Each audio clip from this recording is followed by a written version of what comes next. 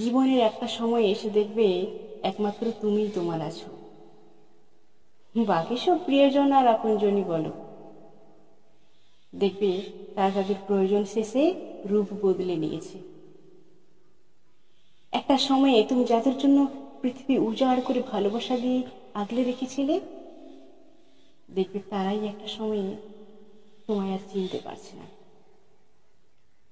তখন তোমার আফসোস হবে যে যাদের জন্য আমি এতটা ত্যাগ করলাম তারাই কি এই। তাই বন্ধু, সময় থাকতে নিজের যত্ন নাও, একমাত্র তুমি তোমার। অন্যের কথা ভাবতে গিয়ে নিজের অযত্ন করো না।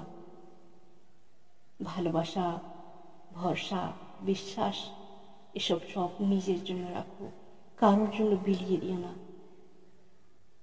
যাতে শেষ বয়সে এসে নিজের দিকে তাকানোর দৃষ্টিভঙ্গিটা কষ্টের না হয়। নিজের প্রিয় পোশাকটা, প্রিয় জুতোটা, প্রিয় চশমাটা পরে প্রিয় জায়গায় গিয়ে নিজের মতো করে